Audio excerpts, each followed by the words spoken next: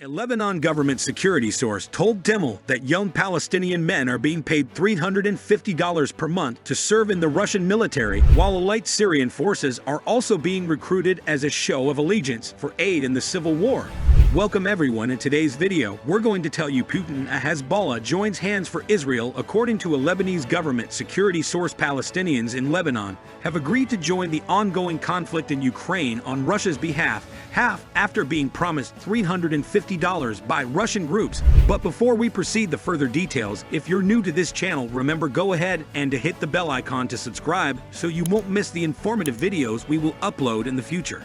According to the source, activists from the Palestinian embassy in Lebanon are leading the recruitment effort. The majority of people enrolling were born after 1969, as those born after that year do not have formal registration with Lebanese authorities, making it simpler to travel to participate in the fight as mercenaries. As a result, the Lebanese government is unable to monitor or follow the movements of these Palestinian recruiters to Russia. The majority of Palestinians deployed to the front lines in Ukraine are from Ain al-Qalwa, Lebanon's largest Palestine refugee camp, located just south of the port city. The recruits are apparently from the Geopolitical movement, which is led by Palestinian Authority President Mahmoud Abbas, as well as other organizations like the Popular Front for the Liberation of Palestine. Individuals are apparently paid a monthly stipend and recompense for their families in exchange for consenting to fight in the conflict in Ukraine on behalf of Russian military. According to a Lebanese security source, Palestinians and others are being recruited in conjunction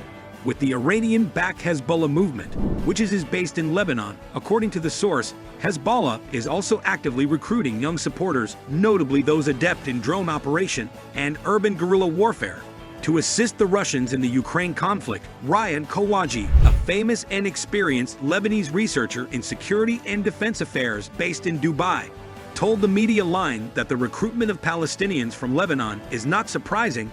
"I do not have specific information on this subject, but I am not surprised that it happened, because the situation in the camps is miserable, and there are no jobs for young people." He went on to say it is not surprising that they were recruited to work with the Russians in return for paying them salaries, because the camp environment is open to such possibilities. He said Palestinian camps in both Syria and Lebanon have high unemployment, and it is not surprising that these things happen.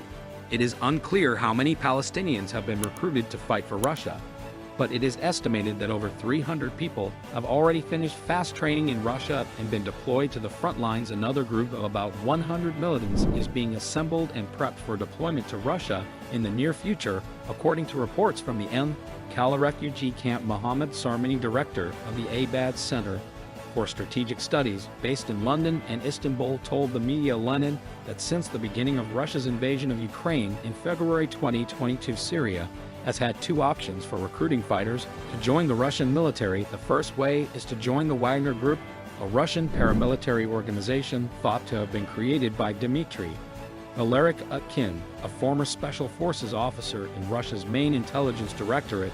The group's representatives recruited fighters and locations along the Syrian shore. With a large number of young Palestinians, the recruitment process was carried out by delegates who convened at the Kem Mini Air Base, a Russian-controlled facility near the northwestern port city of Latakia. The second option is to dispatch fighters from Syria's regular forces, particularly from Russian-supervised military formations like the 25th Special Operations Division, led by Major General Su'ul al-Hassan Sarini, stated that these elite fighters are generously compensated for entering the battle zone, earning $500 $700 per month, which is a large sum by Syrian standards. Russia's ambition to recruit Syrian fighters serves two purposes: to increase the number of fighters in Ukraine and to demonstrate devotion to Bashar al-Assad's regime, which would not have survived without Russian backing. The Palestinian embassy in Lebanon declined to comment, stating that it had no relation to the situation in Ukraine and did not encourage Palestinian participation. Hassan Nasrallah broke his month-long silence on its Palestinian allies' fight with Israel in a long-advertised Tel Aviv statement on Friday, thanking Iraqi and Yemeni hands for joining the battle. Yemen's Houthis have conducted drone and missile attacks on Israel, but have yet to hit a target. Pro-Iran Iraqi militias have carried out nearly 30 strikes on U.S. forces in Syria and Iraq. Hezbollah supporters also gathered in Butte, where they witnessed NASA's first public address since Hamas went to war with Israel in Tehran. The authorities set up enormous screens in a key square to broadcast the speech. Live supporters of Iraqi Shiite armed groups gathered in Baghdad's Terror Square to witness the address. Nasrallah stated that Hamas' choice to undertake the October 7 attack on Israel was entirely Palestinian. Iran and Hezbollah have been accused of being fully involved in the attack planning, with multiple public and secret collaborative meetings held in Beirut and Damascus. Since April, we are prepared for all possibilities, Nasrallah stated on November 3, 2023. Supporters of Iraqi Shiite armed organizations gathered in Baghdad's Terror Square to witness a speech by Hezbollah commander Hassan Nasrallah. The elusive flood struggle has spread to other fronts, he stated, adding, "We thank the Iraqi and Yemeni hands that joined this battle." However, he stated that the Palestinian group took the decision to strike and that no other organization of the resistance front, Iran's proxy militia, was aware of the operation. Hezbollah has been escalating day by day, pushing Israel to put its forces near the Lebanese border rather than the Gaza Strip and the occupied West Bank. Mesa stated in a televised speech, "What's happening on the border might seem modest, but is very important. Defending the surprise attack." He stated that such a significant win justifies the high number of persons killed in Israel's retaliatory fire, because the October 7 attack altered the landscapes of Middle Eastern warfare. He also accused the United States for the conflict and the high death toll among Palestinians. He stated that one of Israel's biggest blunders in its fight against Hamas in Gaza is pursuing goals it cannot achieve, specifically eradicating the Islamist group. For a whole month, Israel could not offer a single military achievement, NASA stated, adding that Israel can only return hostages through diplomacy. In this handout photograph, published on October 25, 2023, Lebanon's Hezbollah leader, Syed Hassan Nasrallah, meets with Jihad Secretary General Zaid al-Nasrallah and Hamas deputy leader, Sheikh Saad al-Aruri, at an unnamed location.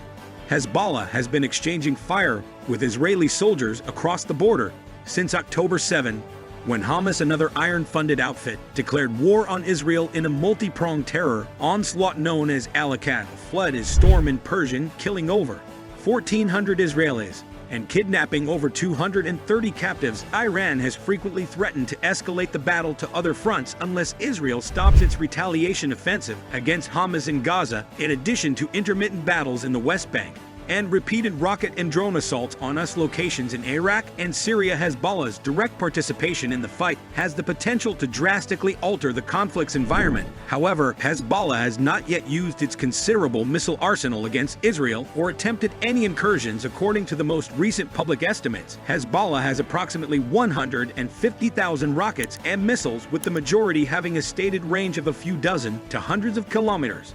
The Wall Street Journal reported on Thursday that Russia's Wagner mercenary outfit intends to give Hezbollah with an air defense system, indicating that war preparations are underway.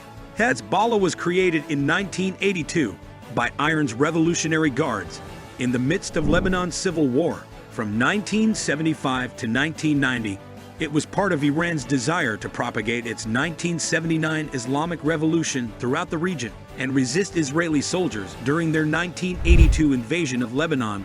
Lebanon's Hezbollah leader, Syed Hassan Nasrallah, meets with Iranian Foreign Minister Hossein Abdullahian. In this handout photo, released on October 13, 2023 in Lebanon, Hezbollah stated Thursday that it has assaulted an Israeli army position with explosive drones for the first time, resulting in heavy Israeli fire and growing border skirmishes. Following numerous launches against Israel, the Israeli army announced that it was hitting a number of Hezbollah locations in Lebanon. Also on Thursday, Samir Jah, the leader of Lebanon's largest Christian party, the Lebanese Fighters, urged Hezbollah to evacuate its fighters from the country's south, saying that dragging us into the war would be a crime. That's all for today's video. According to anonymous sources, Hezbollah understands that Lebanon, with its struggling economy and decaying state, cannot afford another war with Israel. Hezbollah is not interested in war. Lebanon has no interest in war, according to a Hezbollah source. Don't forget to like the video and hit the subscribe button so you don't miss any new videos from our channel. Thanks for watching and see you all soon.